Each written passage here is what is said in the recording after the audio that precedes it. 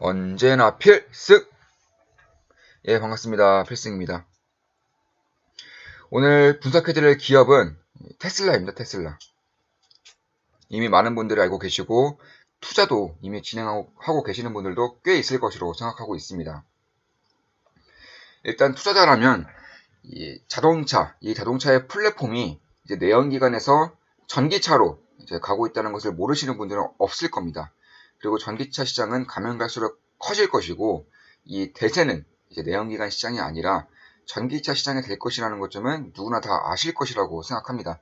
결국 자동차의 가장 진보된 형태는 내연기관이든지 전기차이든지 수소차이든지 그런 것보다는 이제 자율주행 쪽으로 이제 가는 것이 결국에는 가장 진보된 자동차의 형태이기 때문에 이 자율주행이 전기차가 아니면 실현할 수 없다는 점, 이것만 가지고 보더라도 결국 추후에는 전기차가 글로벌 자동차 시장을 먹을 것이다, 이렇게 생각하는 것은 너무나도 당연한 일이 되어버렸습니다. 그리고 그 중에서도 가장 독보적인 기업이죠. 바로 이 테슬라에 대해서 분석을 좀 해드리고자 합니다.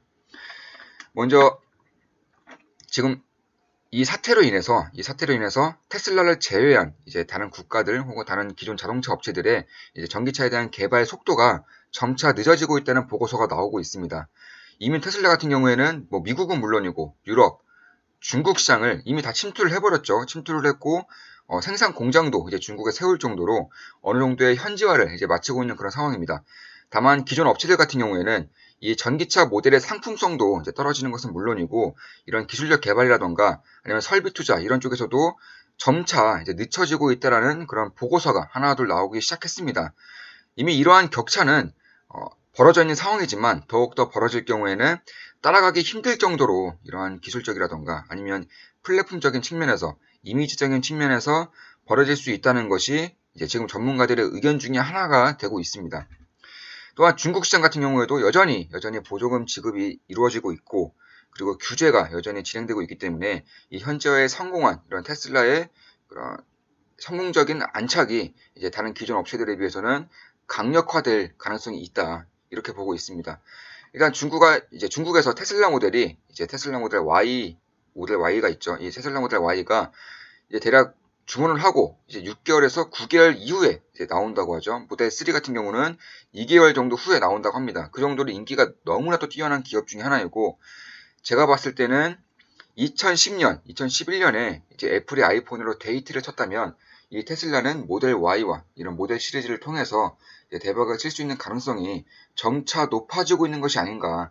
그때 이후로 애플은 꾸준히 상승을 하면서 현재 시가총액 1000조를 넘어섰죠. 현재 테슬라에 비해서는 여전히 높은 그런 시가총액을 유지하고 있지만 테슬라 역시나 그러한 경쟁력을 갖출 수 있지 않을까, 이렇게 바라보고 있는 겁니다. 그렇게 된다면 지금의 주가는 여전히 너무나도 저렴한 주가가 될 수 있겠다, 이런 분석을 할 수가 있는 겁니다. 사실상 글로벌 메이저 자동차 업체들 역시나 이런 전기차가 앞으로는 대세가 될 수밖에 없기 때문에 기술 격차를 더욱더 늘리지 않기 위해서 고군분투하고 있는 것은 사실이지만 사실상 이제부터는 테슬라와의 경쟁보다는 기존 업체들 간의 경쟁이 될 수 있다는 점을 봤을 때에는 여전히 독보적인 위치는 테슬라가 향유하지 않을까, 이런 분석을 할 수가 있습니다. 사실상 유럽의 규제라던가 혹은 중국의 보조금 정책으로 인해서 아이러니하게도 테슬라가 현재 가장 큰 수혜를 입고 있는 만큼 이런 부분은 장기적으로 이제 영향을 줄 수 있겠다, 이렇게 바라보고 있는 겁니다. 사실상 테슬라만이 이제 자율주행차에 대해서도 이제 기존 업체들에 비해서는 압도적으로 기술력과 데이터들을 가지고 있기 때문에 결국 자동차의 최종 종착점이 자율주행차까지 가더라도 이런 테슬라의 독보적인 위치는 더욱더 확고해질 수 있는 점이 분명히 있습니다.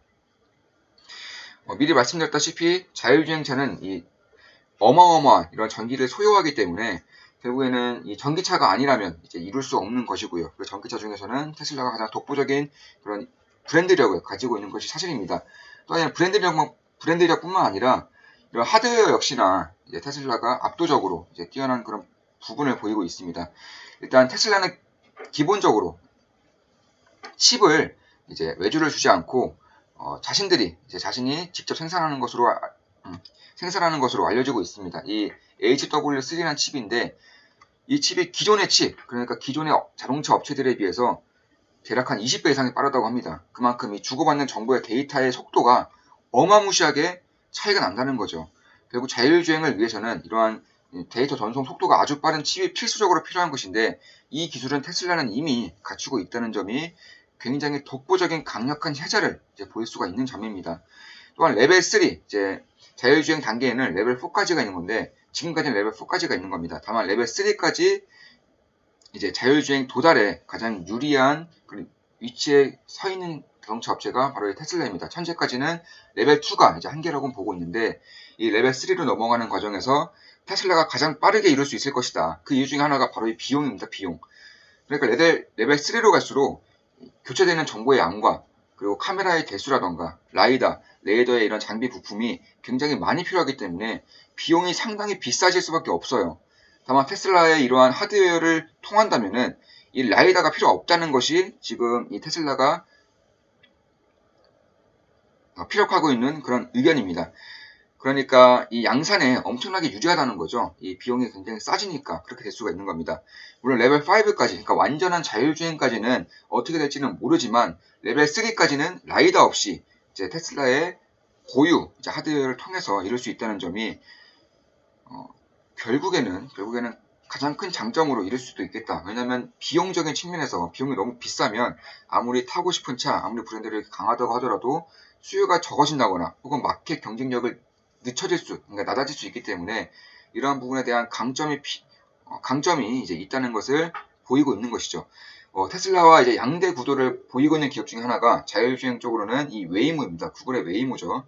기술적인 측면에서는 구글의 웨이모가 가장 뛰어나다고 보이고는 있지만 결국 테슬라라는 이런 하드웨어, 그러니까 테슬라 자동차가 직접적으로 팔리고 이 팔리고 있는 자동차들이 테슬라 본사로 데이터를 보내고 있다는 점은 구글의 이제 웨이모, 그러니까 구글에는 자동차 업체가 없죠. 구글과는 다른 초강점이 될 수 있다는 부분입니다. 이 데이터를 수집하는 양의 속도와 데이터를 수집하는 지역의 그런 지역에 고루 퍼져 있다는 점 등이 이 구글 웨이모, 그러니까 구글은 보통 미국에서만 이제 테스트를 하기 때문에 이러한 부분의 데이터 차이가 어마무시하게 커지고 있다는 점도 역시나 테슬라를 향해서 웃어주고 있는 점이 아닌가 이렇게 생각을 하고 있습니다. 그리고 구글의 웨이모는 여전히 라이다를 사용하고 있습니다. 현재까지는 라이다의 비용이 점차 낮아지고 있다고는 하지만 여전히 큰 비용을 차지하고 있기 때문에 이러한 부분에 대해서도 결국 비용적인 측면에서 테슬라와는 상대가 되지 않는 것이 아닌가 이렇게 보고 있습니다. 또한 칩뿐만 아니라 이런 소프트웨어적인 기술력도 역시나 테슬라는 독보적인 위치를 보이고 있는 것은 사실입니다. 이런 딥러닝 기술이 다른 업체들과는 비교가 안 될 정도로 뛰어난 것인데요. 이 3D 라벨링이라던가 아니면 도조라는 이런 소프트웨어의 기술력이 결국 자율주행에 꼭 필요한 부분이죠. 그러니까 머신러닝, 딥러닝, 예전에 우리가 봐왔던 알파고처럼 스스로 인간이 주입해주는 정보에서뿐만 아니라 그러니까 인간이 갖다주는 데이터 정보뿐만 아니라 스스로 이제 업그레이드를 시킬 수 있는 이러한 딥러닝 기술이 가장 뛰어난 그런 업체 중에 하나가 바로 이 테슬라라고 알고 있습니다. 그러니까 이 전기차뿐만 아니라 결국 테슬라라는 브랜드 자체는 프리미엄 자동차 브랜드로 가고 있고요. 더불어서 이 자율주행까지, 그러니까 전기차의 프리미엄이라는 브랜드 추가로 이제 자동차의 독보적인 끝판왕인 이 자율주행 기술력까지 이 3박자를 모두 갖춘 이제 유일한 자동차 업체가 바로 이 테슬라다 이렇게 보시면 될 것 같습니다. 저 역시도 그렇게 생각을 하고 있고 그러한 부분을 주가에서 이미 보여주고 있다는 점이 굉장히 좀 보수적으로 보더라도 장기적으로 봤을 때에는 애플의 아이폰처럼 테슬라의 모델 시리즈가 나타날 수 있겠다라고 생각을 하는 부분입니다. 따라서 이 압도적인 실제 도로를 달리고 있는 테슬라의 자동차 데이터 양과 그리고 기술력과 그리고 하드웨어, 소프트웨어 모든 것을 갖추고 있다는 점에 더불어서 이 브랜드 자체가 이 테슬라라는 브랜드 자체가 아이폰처럼 하나의 이미지화가 되고 있기 때문에 결국에는 이런 프리미엄 라인에 속하고 있다. 그리고 프리미엄 라인은 점차 강력해질 것이다라는 이런 브랜드력 자체가 굉장히 크게 다가갈 수 있는 부분이 점차 다가오고 있다. 이렇게 보시면 될 것 같습니다. 따라서 아무리 저유가가 있고 유가가 낮기 때문에 전기차 시장은 점차 늦춰질 것이다. 그러면 오히려 좋아질 수 있는 것이 바로 테슬라이고, 그렇지 않다고 하더라도 결국 매출로 보여질 수 있는 부분이 또 테슬라이기 때문에 상황이 어떻게 되든 전기차가 늦춰진다면 다른 업체들과의 기술력 격차가 더욱더 커질 수 있는 부분이라서 장기적으로는 좋게 볼 수 있는 것이고요. 저유가가 유지가 되더라도 전기차 시장이 지속적으로 지금 같은 속도로 매년 20% 이상씩 성장을 한다면 역시 이마저도 매출에 바로바로 반영이 될 수 있는 부분이기 때문에 테슬라 입장에서는 안 좋을 것은 없다. 이렇게 보시면 될 것 같습니다. 다만 제 모든 영상은 매수 매도 추천은 절대 아니죠. 참고만 하신다면 분명히 도움이 될 것이라고 생각을 하기 때문에 이렇게 기업 분석을 해드리고 있는 것입니다.